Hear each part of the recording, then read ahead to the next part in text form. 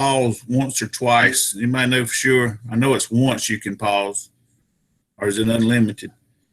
But go ahead and get that taken care of. Make sure you go on. All the other ones have been unlimited.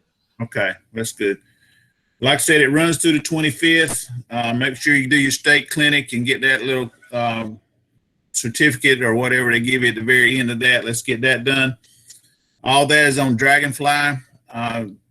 Just to give you an update on Arbiter versus Dragonfly, we will be using Arbiter throughout the year.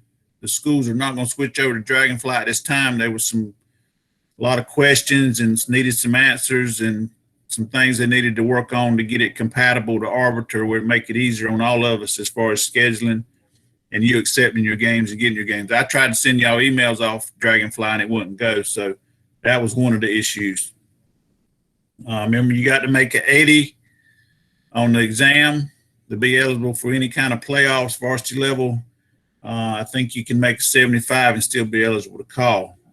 If there is some circumstances you don't do as well as you should, I can use a trump card, not President Trump, but the other trump card that I can call Chapel Hill and pull some favors and get you eligible to umpire this year. So let's take care of that a little bit. If you want to get together and take the exam, that's the best thing to do, because remember, I think it's about 100 questions. Your questions may not be in the same order as the other ones, somebody else's, but you can get together, and that's probably the best way to do it. Find you a group and get together. Remember to be accountable for what we do. Communicate with your partner during the week. There are been some changes due to COVID protocols, so I check your emails, your text messages daily, especially if you got a game, and make sure we're all on the same page. I try to send out a text if I get them soon enough. And but like I said, we had some wet fields last week. And also check your sites. We've had some schools that have changed sites. I try to update that daily, so make sure you check where you're going. You don't want to show up at the wrong place. The question was brought up about last minute changes and stuff. Guys, if I'm in my truck, I don't have access to a computer.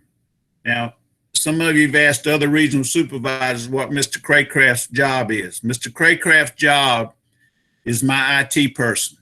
That's who works with the computer. He puts in schedules.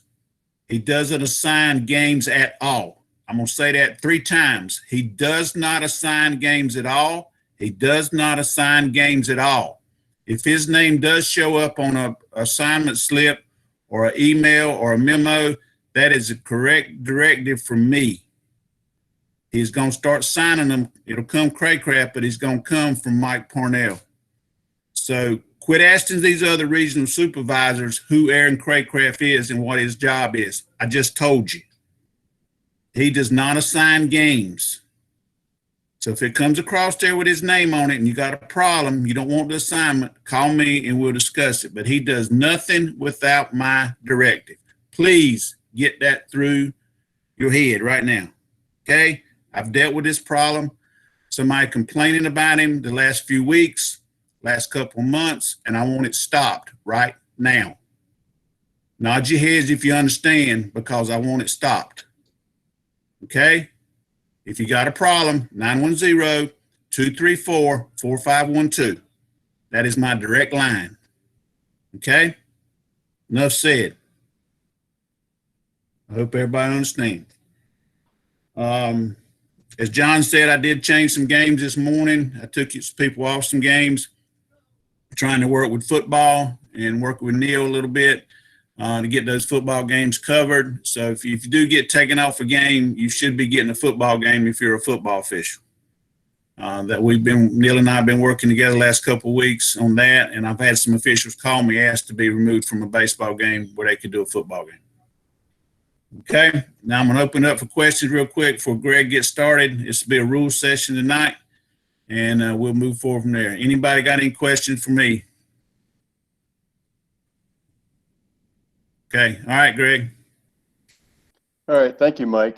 Hey, Greg, before you start, just as a FYI, guys, I put the links to the state clinic and all the video recordings of all of our clinics in the chat box.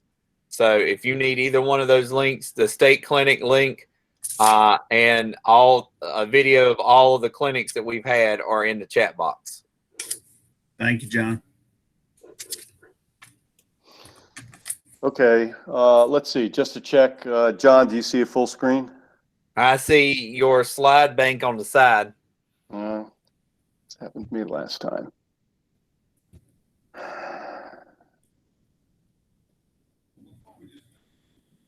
All the way to the left. From the beginning.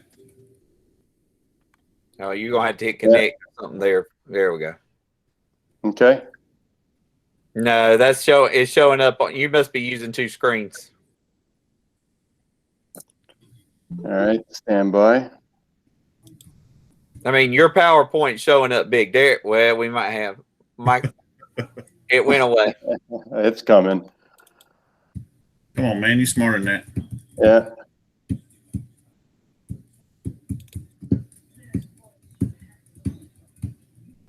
All right. That work? No, but we can see it pretty well. You can't go from the beginning and click on it? That is kind of the beginning chart. I'll try it again. How's that? No, I don't know what it think you is. got two monitors. No, I only have one. Oh, I don't know what it's doing then. All right, move forward. Go ahead. All right, you can see the charts. Yep. All right. It's page down, page down. Okay, so we've done a number of these in the past. Again, you know, with expediency here, we'll try and get through this quick because I know it's late. So we've talked about a number of things like the rule book structure. We talked about interference, batter interference. We had another interference session. So tonight is the last part for the interference discussion. And we're going to talk about coaches interference, umpire interference, and interfering umpire, which is not, believe it or not umpire interference. So tonight we're going to talk about these things, and we'll actually get done sooner rather than later. It should be a short night tonight. All right, to start off with coaches interference, there are two big things here that we try and remember. One is when the coach interferes with a runner, he's aiding, he's assisting a runner, which obviously he's not allowed to do. The penalty for that is we're going to call the runner out immediately. It is not an immediate dead ball. It is a delayed dead ball, but we're going to call the runner out, allow the play to continue until its completion, and then we call time. So that's one of the things associated with coach's interference. The other has to do when a coach interferes with a fielder's ability to field a ball. And we have a couple situations that will cover that, like a pickoff or an overthrow or a foul fly. So that's another type of coach's interference or an opportunity for a coach to interfere with a particular play. So we'll go through that tonight as well. So our first is a video example where we have a coach interfering with a runner. So let's go ahead and run through that real quick.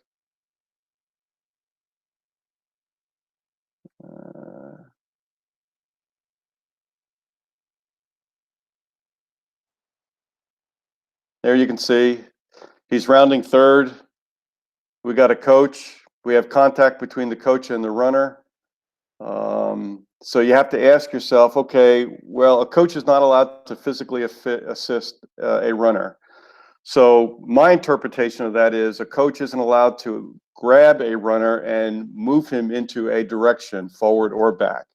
If he does, then that's a good candidate for coach's interference. A runner actively grabbing a coach for the same purpose, to stop and use him in such a way where he is protecting himself from a potential put out.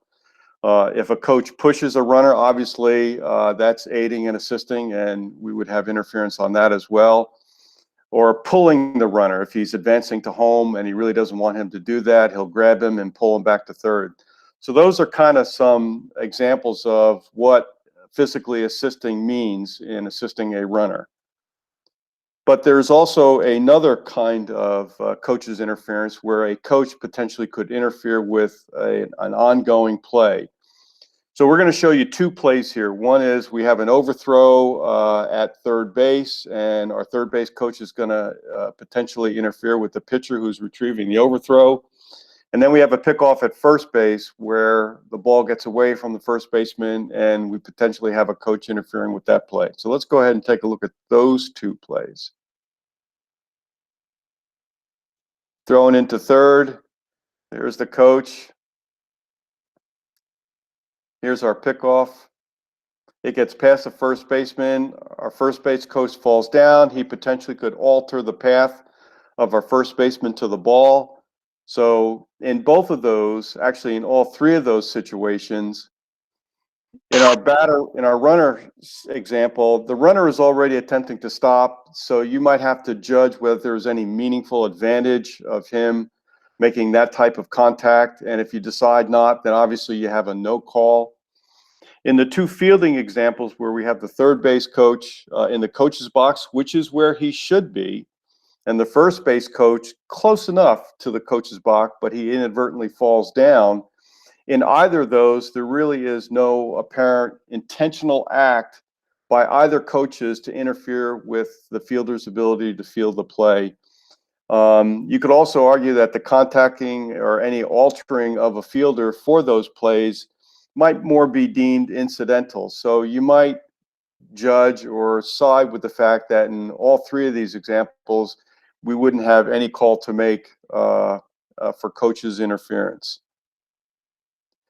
The one thing I do want to point out is, if you remember the play that we did at third base, the location of the ball. So I have two photos, top and bottom. I circled where the ball actually is, but then I superimposed what happens if the ball were in a different location relative to where the pitcher is making contact with the third baseman. If it's in the same vicinity between the third baseman or the third base coach and the shortstop, okay, that might make it a harder call, but I still kind of think it's inadvertent. But what happens if the ball was within reach of the pitcher, and you've got that coach, and you have the contact between the pitchers and the coach in the coach's box? Do you really think that you would call interference on the coach on that play? Probably not, because again, if you're going to make that call, try and be sure that that is an intentional act by the coach. So on the runner rounding third, if you see the grab, if you see the pull, if you see something proactive by the coach, then yeah, we probably have a pretty good coach's interference call on that play. On these two plays and the play at first base, you really ought to sell to yourself that that was intentional before you make a coach's interference call. Here's a case play that comes right out of the case book. Home run out of the park. While rounding third, he trips over the base. Third baseman coach helps him up. Well, the ball is dead since of the home run, and B1 is awarded 4 bases. So the more than likely on a play like that, we would probably not have a coach's interference call. In a second situation, third base coach is accidentally hit by a thrown ball, similar to our video. He's in the box, similar to our video. He's in foul territory or he's in fair territory. For A, the box and foul territory, no penalty and the ball remains live. In C, the case play indicates that this is an automatic interference, and the reason being is that the ball's in fair territory and the coach should not be in fair territory. So for that particular one, we would have a coach's interference call. He is where he isn't, and he's interfering with the play. So, okay, so I'll stop here. So that's just a quick run through of coach's interference. I'll ask Mike or John if we have any questions or comments on coach's interference. Any question, guys? We don't see this a lot, but it can happen, especially when little Johnny falls down, they try to pick him back up. No, we don't.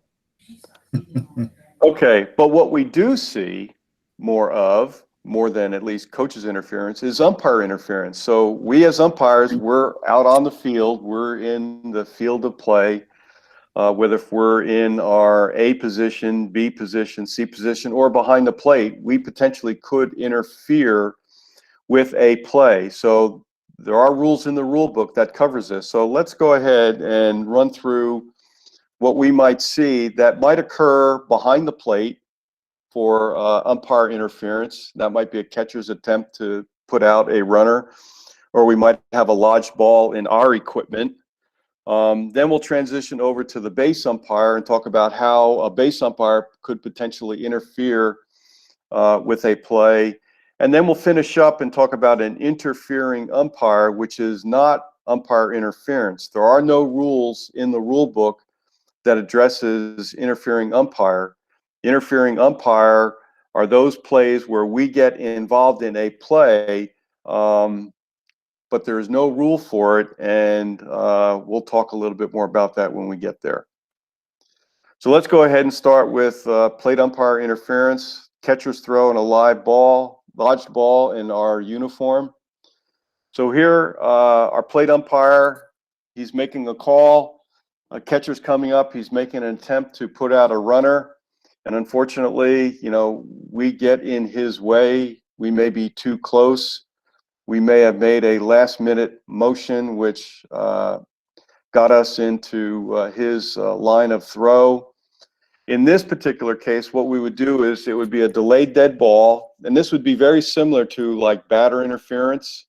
It's a delayed dead ball because we want to afford the catcher the opportunity for a put out wherever that put out may be. If he does get the out, then the play will stand. We'll ignore the interference. If the runner is safe, obviously we're going to call time, and we're going to send the runner back. And then we will continue on with the ball strike count on the batter. It's highly unusual, but it can happen where a pitch or a thrown ball can get lodged into our uniform, as our image shows. When that happens, unlike the plate umpire and his interference, with a lodged ball, whether if it's in our uniform or even if it's in the catcher's uniform, that's going to be an immediate dead ball, and we're going to award all runners one base. So plate umpire interferes, delayed dead ball. Pitch or a thrown ball gets lodged, then that's an immediate dead ball. Delayed dead ball, if runner's out, play stands. If he's safe, all runners return. Let's go ahead. I think this video will work. That's not a video. Here's our video. He grabs the ball, it comes up, makes contact with the plate umpire. It happens, it's happened to me. I'm sure it's happened to Mike and others. Here's our second example. Umpire interference, and we're going to send the runners back.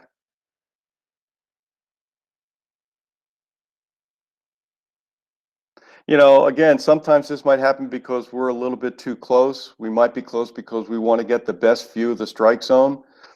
That's a risk-reward thing. So take whatever position you feel comfortable, and we just have to be attentive that something like this could happen. Couple case plays, R3 and R1, we have a double steal. Umpire interferes with F2's throw to second. Again, that's a delayed dead ball. The umpire gives a delayed dead ball signal, right on. If R1 is not put out on the F2's throw, the umpire is going to declare the ball dead, and we're going to send the runners back. In our second situation, again, our home plate umpire inadvertently interferes with a catcher's throw. It's actually a throw back to F1, and R2 advances to third base. Now, this is a judgment. We as umpires are going to have to judge as to whether or not the interference permitted R1 to reach third base safely.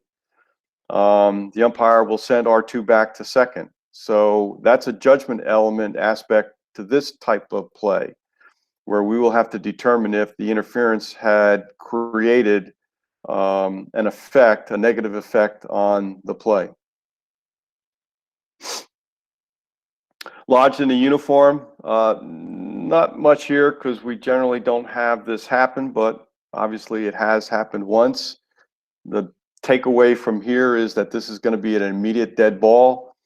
And the other takeaway is when that happens, we're going to award all runners 1 base.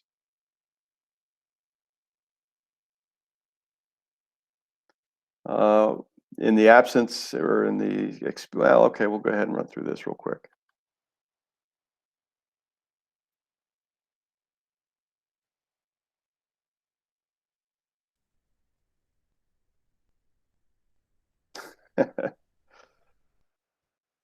There it is, call time, and we make the awards. Okay, I'll stop and pause and see if there are any questions on plate umpire interference or lodged ball in umpire uniform. Mike or John? Very self-explanatory. Guys, it happens. Don't be embarrassed if it happens. Just be willing to make the right call and the right ruling on it. And let's get it straight. Like Greg just said, it's sometimes we get too close to the catcher trying to get a good look at that outside pitch, and he cocks back the throat and catches under the throat protector or hits our chest protector, or we bump him or something. Just be ready to make the right call and be ready to explain it. Have the right verbiage to tell the coach or the manager what's going on, and let's just go from there and let's move on. It's non-negotiable. It happens, and we're gonna rule on it correctly and then move on, get the game back moving. All right, thanks, Mike. Okay, so now we're going to transition from the plate, where we have interference with the plate umpire, to the base. So this can happen 99% of the time. This is going to be with a batted ball. The rule also talks about a lodged ball in our jacket, maybe. That's got to be super rare. But just like the plate umpire, there is a rule if in the event it gets lodged in our uniform with the base umpire. But again, 99.999% of the time, what we're going to have is we're going to get hit with a batted ball, which is going to smart, by the way. So here are the things that we need to remind ourselves when we have interference with our base umpire. We're talking about a fair ball touching an umpire or a thrown ball that is lodged. So those are the two scenarios. The ball becomes dead when the fair batted ball touches an umpire, and the key here is before touching any fielder and before passing any fielder other than the pitcher.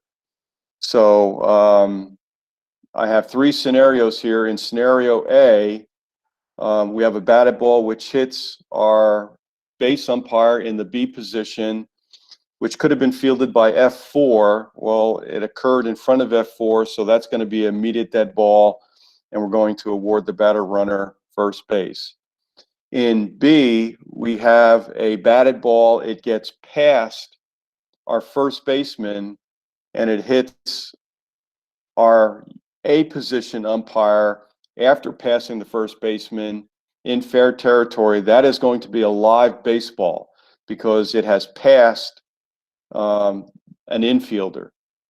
In our example C, the ball kicks off of a hit ball, kicks off of F1's foot and hits our umpire who is in the C position. The difference between A and C is really there is no difference. Just because in C it ricocheted off of our pitcher, it still occurred in front of our shortstop, so that's going to be an immediate dead ball, and we're going to award runners, the batter runner to first base. So let's take a look at a couple examples of umpire interference with the base umpire.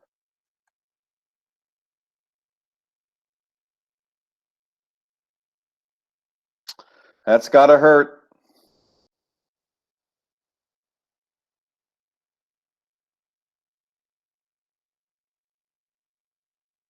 Hit ball hits the base umpire in front of here's the example where the ball passes the fielder, F3, it hits our umpire in fair territory. There's another example at third base if we're in a three-man mechanics for the playoffs.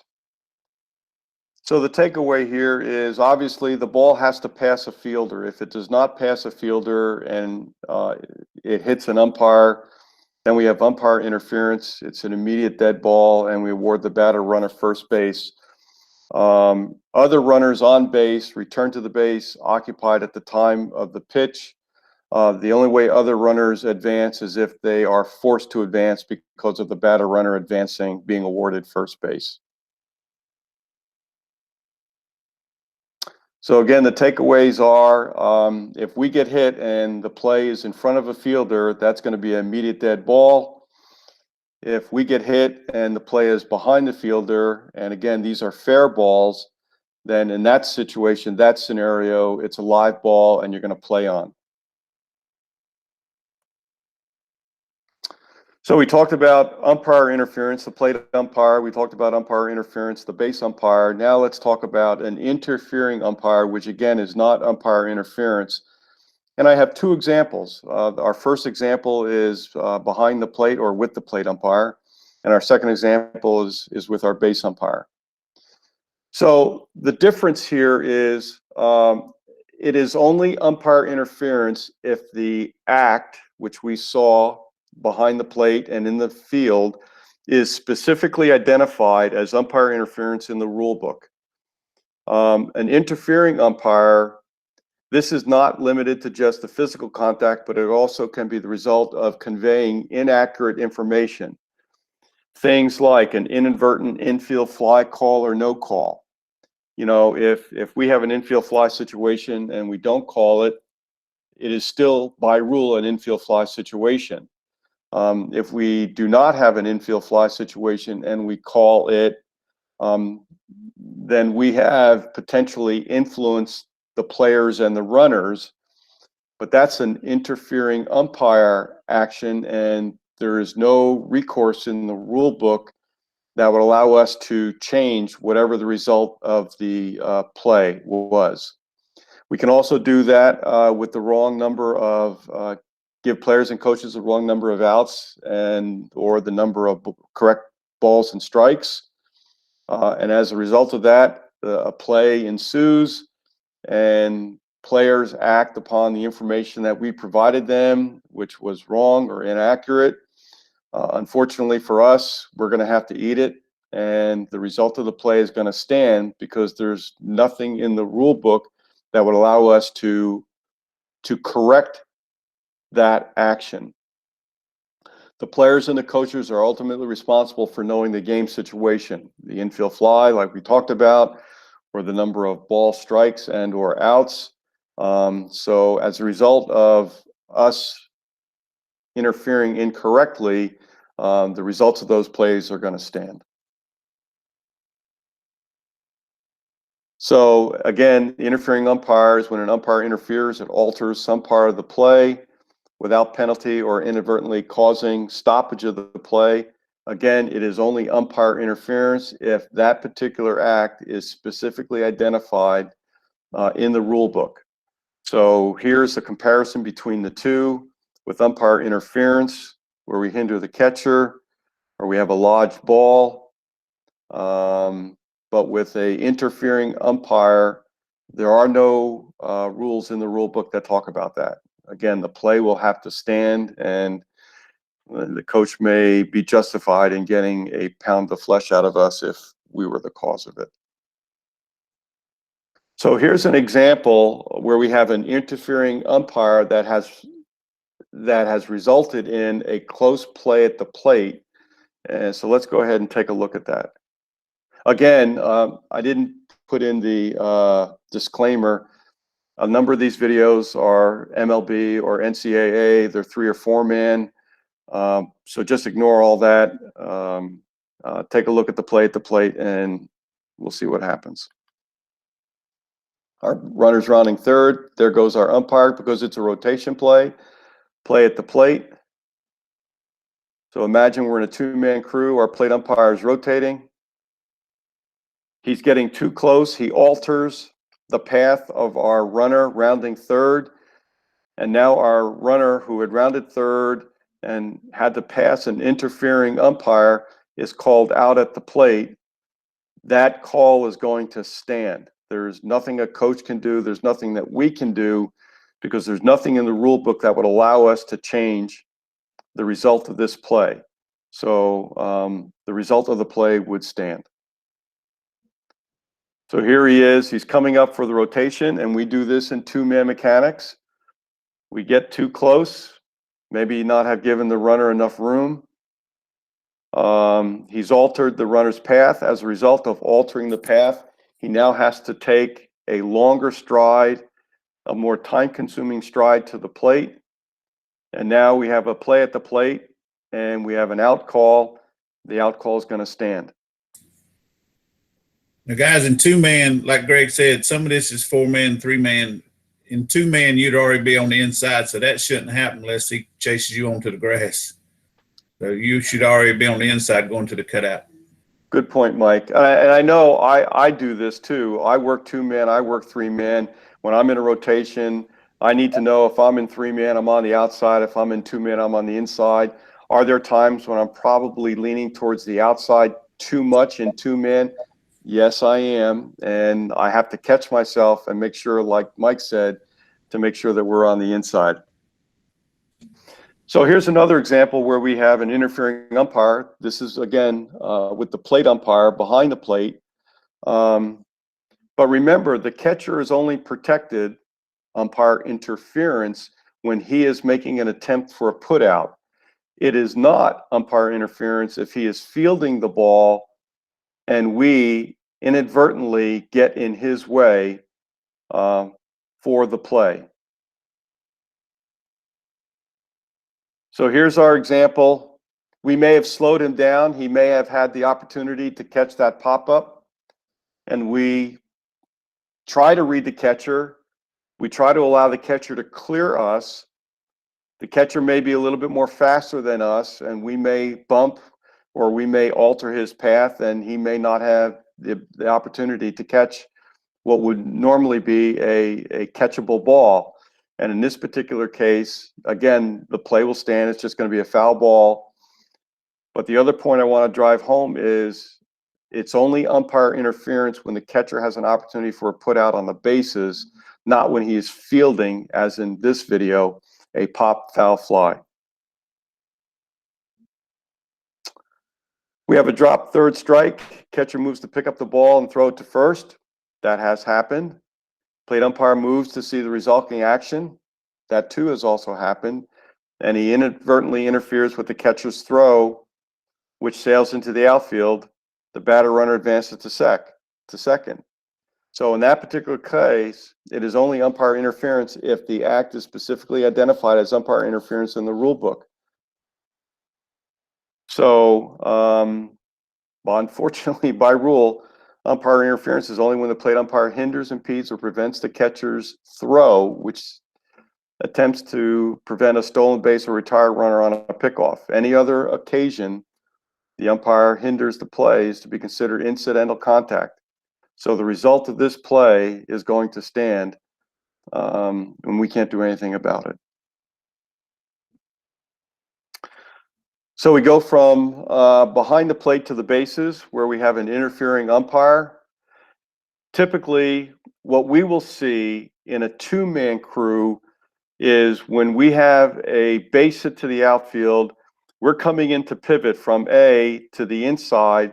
We have a batter runner who is rounding first, and we may have not had the best timing of our pivot when the runner rounds first base. So we have a couple examples here where, again, imagine we're in a two-man crew. We're coming into pivot from the A. Our timing is off. Our batter runner is rounding first, and now we have a collision between our U1 in the A position moving in to do his pivot to take the batter runner into second, and we have a collision. The other type of interfering umpire is when we have a thrown ball where a player, in this particular example, we have a play from the infield, and they're going to attempt to try and get the runner out at second base. And unfortunately, our umpire in the B position, because that's where he would be with a runner on first, may have inadvertently drifted into a throwing lane and gets hit with the baseball. So that's not umpire interference. That's where we unfortunately interfered with the course of the play. So let's go ahead and take a look at these two examples.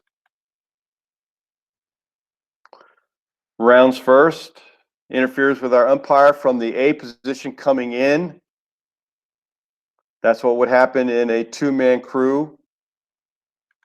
Let me stop this here because there's actually another play where we have a ground ball to the infield. We have a potential play at first base. We're going to stop. We're going to take a 90-degree position from the throw. We're going to look for the play at the plate or the play at the base. If there's an overthrow and the runner wants to advance to second, that is another scenario where we actually could be in his way. So we could be in his way on a pivot if our timing is off. We could be in his way if the play resulted in an overthrow and our runner advances to second.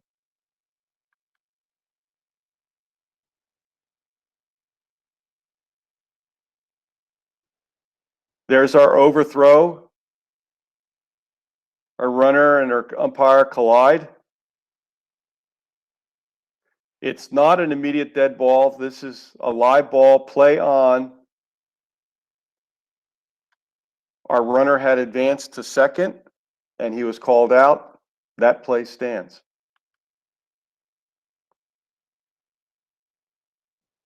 There we have our chopper in the infield. It's fielded. There's an attempt to put out R1 at second.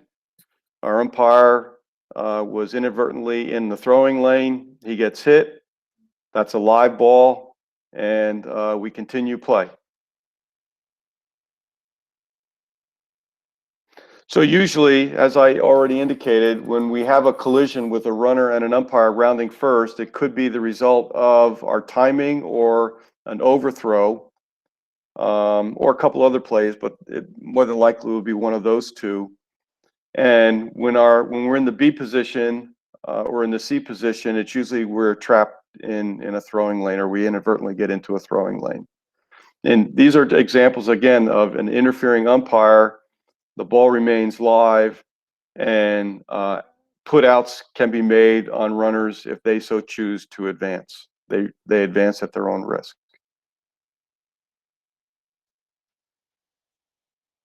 Here's another example.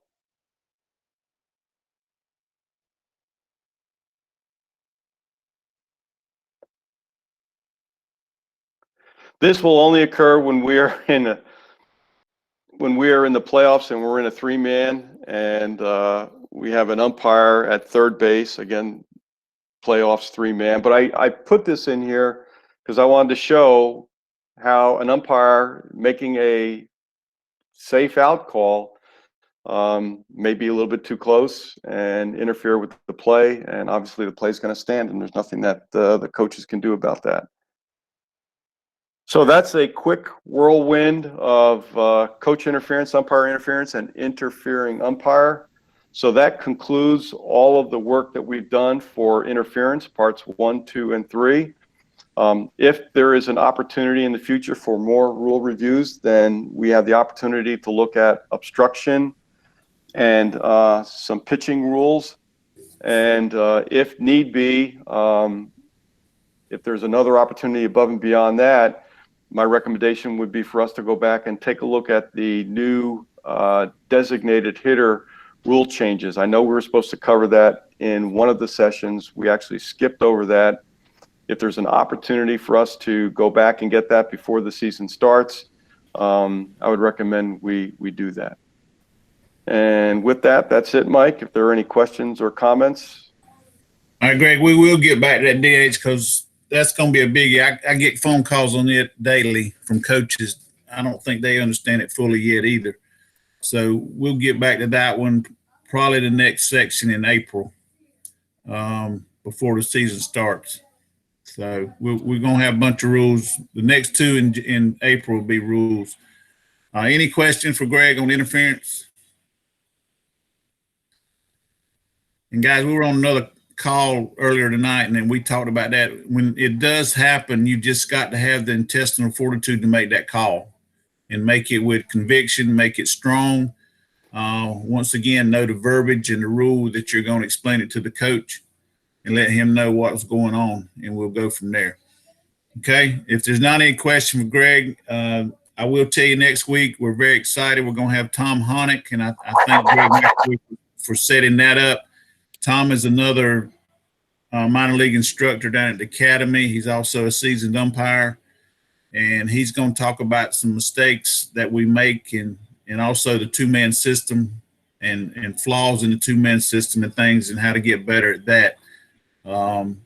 But I think you really enjoy hearing Tom talk. He's a guru in teaching. He's also a very highly renowned IT person with minor league baseball. He has perfected things with computers to help minor league baseball with their strike zones and any other details. So you're going to be really excited and enjoy listening to Tom next week. We hope he doesn't go in extra innings. I think he's got a game at Towson. Is that right, Greg? Yeah, he's at Towson Friday, Saturday, Sunday, but he promised that he will be home in time for Sunday night's webinar. Yeah, Towson's not far from his house, so hopefully he can get done and get back and he'll be on. But you'll really enjoy that. So any other comments or questions? Hey guys, I had a lot of people coming in late, and so in case you didn't meet, I got 4 or 5 people still that hadn't done the attendance form. So even if you come in late, please fill out that attendance form where we know you're here. Because I keep record of when you come in, and if you leave the meeting, I keep that for Mike too. So please fill that form out for me. I appreciate it. Okay, and I'm going to close with this, guys. We're all in this together. We got to build each other up, pull for each other. We're going to make mistakes. That's the time we got to show a little bit of empathy for everybody and just pull everybody through it. And I will ask you this: if you've read the newspapers and the articles about the officials that were sent home from the NCAA tournament, one of those guys is a very good friend of mine, and he was hospitalized. I believe he's at home now, but he's still struggling with the COVID. So please keep him in your prayers. He's fighting it hard. And so just keep him and anybody else that you know of, and keep us all in your prayers, because we need prayer in this nation today to get us through everything. Okay. Any comments, closing, questions? Anybody? Okay. Remember, if you didn't check in or John needs you to stay on real quick, and we'll get you checked off for your attendance. And I do appreciate it, guys. Thank you, man.